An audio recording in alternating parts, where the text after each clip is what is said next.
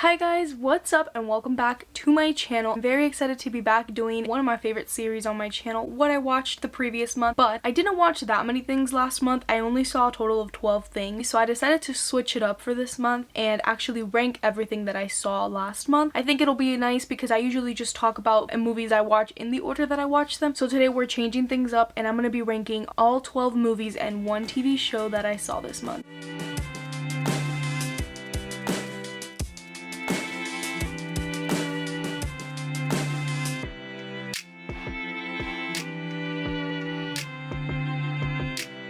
I do want to say that none of these movies I would consider bad. Like, I'd honestly recommend all of them. I saw a lot of good movies, and especially towards the top of my list, it got really hard to rank them because I saw a lot of 5-star worthy movies in my opinion. So yeah, it was a little bit hard to rank them. Coming in at number 12 is Hot Summer Nights, and this is easily like the worst thing I saw this month, but I wouldn't even consider this movie to be bad. Like, I totally understand the flaws, but I have a soft spot for it, and we're gonna get into a little bit of a story time right now. I saw this movie about exactly a year ago. I saw this movie on March 13th with my really good friend. That's the last day that I had high school, and me and my friend, like, there was nothing going on at school. They were just telling us about online learning because COVID started becoming a thing, and me and my friend, we just sat down, and it was on Amazon Prime at the time, and we just saw it in school, and we had like so much fun watching it in school. And then COVID happened and I literally haven't seen that friend in a year. No, but seriously, I mean, I liked it then and I watched it last month and I still like this movie. I totally see its flaws. It's really messy and there's certain parts where I think don't really fit into the story and are just there to kind of shock us, but it doesn't really do anything to the story, and it's also sometimes a bit boring in some parts, and the acting is average. Like, there's nothing good going on, there's nothing bad going on, it's just pretty average. I guess that's what I would say as a critical standpoint with this movie, but I still really enjoy it, and just because it's in last place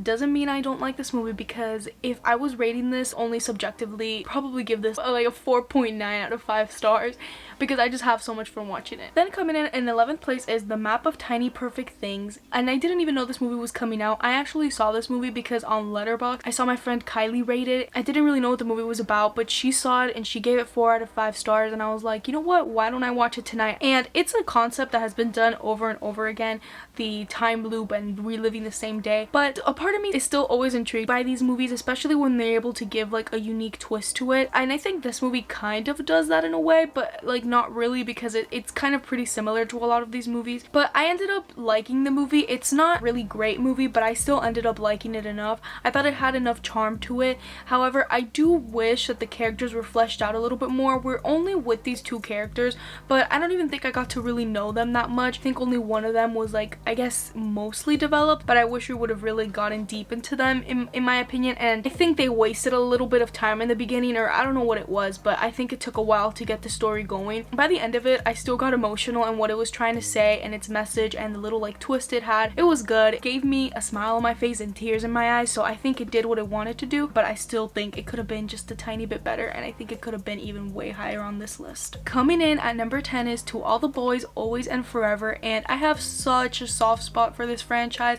I absolutely love these movies, and I thought the conclusion was so nice and just like perfect for the franchise.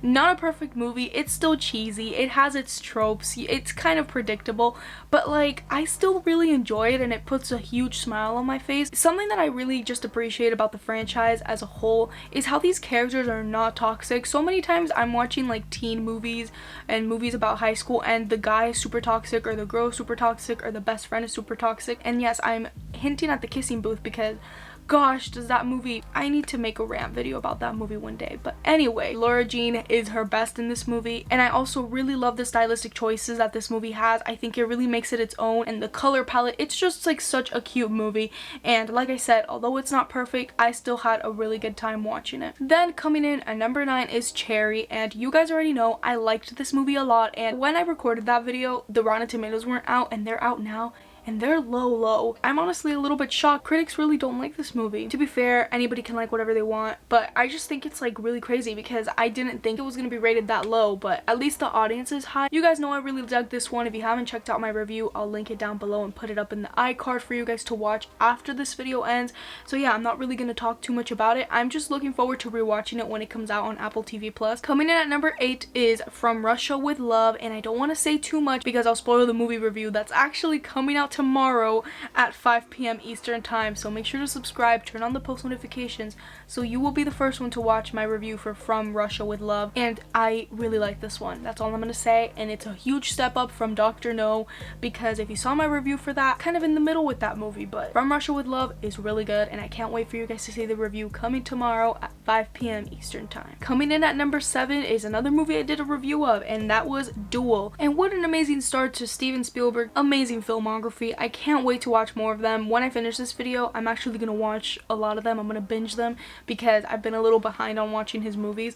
But regardless, this movie is so underrated, and I'm so happy that I saw it, and I loved it so much, and it's able to give us so much tension with so little, and I think that's just amazing. Coming in at number 6 is Before Sunrise, and I can't believe it took me this long to watch this movie because I absolutely adored every second of it. From scene 1 all the way to the end, it's just darn perfect. Like, it's so good, and I loved going on this ride with these characters and seeing what they were gonna do next. Like, I just loved living with these characters for a whole day, and I just want to emphasize that this movie takes place during an entire day, and I think it made the experience that much better. I just really liked this movie. I was writing my notes for today's video, and all I have written down is they have amazing chemistry, and you totally believe the relationship, and you totally believe the scenario that they're in, because we get to know the characters early on, and we start to kind of figure out what type of people they are, and it's just amazing. I cannot wait to check out the other 2 movies. Maybe when I watch them, I'll do like a ranking or a wrap up, and I'm hoping that the other 2 are better, because I love when a series of movies keeps getting better and better. Coming in at number 5 is The Gift, and this one definitely surprised me, and although I think Before Sunrise is a better movie, I put this one above it because it had a bigger impact on me, if that makes any sense. In these rankings and reviews and stuff, I mix my subjective with my objective. This movie was really good. I was on the edge of my seat the entire time. I had no idea what was going on. I was just so shocked by every single reveal that they had, because it has multiple twists and turns, and my friend actually said that this movie reminds her of Gone Girl, and I totally see that because they do a lot of playing with perspective, and although Gone Girl is a better movie, I think this one was very unique and really good. I haven't seen a thriller like this in a very long time that got me this way, and this one definitely did, and by the end of the movie I had chills around my entire body. I was just shocked. I was really shocked, and the acting is phenomenal in this. The characters are amazing, and my mom and I, when we were watching the movie, she was saying that like in this movie not much has happened, yet so much has happened at the same time, and when she said that, that's how I perfectly described this movie, because it wasn't showing us too much to get our attention. The directing was amazing, and the color palette was beautiful. Just a beautiful looking film, a beautifully amazing thriller. I really liked it, and if you haven't seen this one, you should definitely check it out. Coming in at number 4 is Minari, and I just had a blast watching it. This is one of my favorite A24 movies for sure. It just felt so real, and I got to care for all of the family members, and I liked that we got that. It wasn't focused on just one member of the family, it was focused on the family as a whole, and I like questioning of what is home, and I had so much fun with this family, and it was so much fun to be on this ride with them. I love this movie because it just feels like a really big moment. There's not, I guess, a really big plot with it. It's just this immigrant family that's trying to adjust to their new life, and that's enough for me, because not once was I bored, and I was just so excited to find out what was gonna happen next, and I loved rooting for them and just being there with them. Awesome when a movie lets the audience care for each of the main characters, because I cared for all of them. And my personal favorite is the little boy. He was so adorable. Alan Him did such an amazing job. He is so cute, and also the cinematography again is amazing in this movie.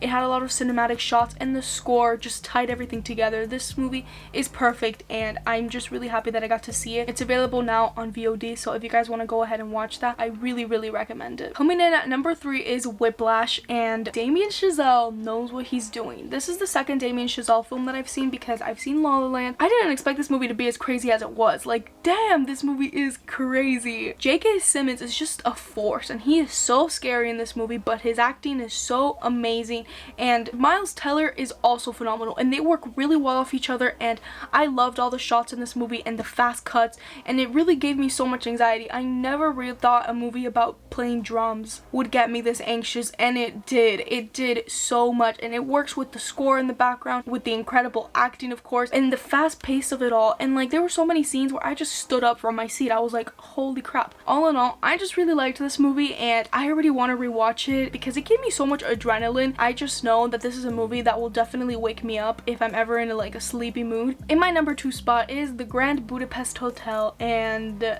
this is now one of my favorite movies of all time because Wes Anderson is so good, and I really need to do a Wes Anderson series on this channel because I really want to watch all of his movies. Maybe I'll do that when The French Dispatch comes out. I don't know when that's coming out yet, but Wes Anderson is so good, and every single one of the movies that I've seen from him have been phenomenal, and this is no other. I love the color palette of this movie, and I love the style and the direction of the movie, and I love the characters. The characters are so fun to be with, and you care for them from the beginning, and it's so funny. This movie is hilarious, and I laughed so much watching this. This movie just lifted my moods up so much because even if like in the movie they're dealing with some harsh topic, Wes Anderson just makes it lighthearted and makes it fun and makes it delightful to watch, and yeah, I just really dug this movie. Coming in at my number 1 spot is, if you guys haven't guessed it, WandaVision.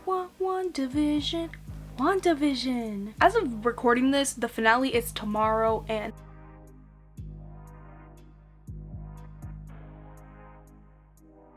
thank you guys so much for watching today's video. As always, make sure to comment down below what you saw this month, and if you want to rank it like I ranked them, then go ahead. But some of you guys watch a lot of stuff, so that's gonna be a bit hard. But if you want to rank them, you should go ahead and rank them. And yeah, I hope you guys have a wonderful rest of your day. I had a lot of fun talking about these movies, and let me know what you guys prefer, me ranking the movies that I watched last month or me just talking about them. I think for the most part, I'll be mostly just talking about the movies that I saw, because if I watch like more than 20 movies, which I have in the past in a month, it gets really hard to rank them. So yeah, it'll just depend, I guess, on what number of movies I watch, but I would love to know your input on what you prefer. And yeah, make sure to follow me on my socials. They're linked down below, and make sure to subscribe if you're not subscribed yet, and I'll make sure to see you guys next time. Bye guys!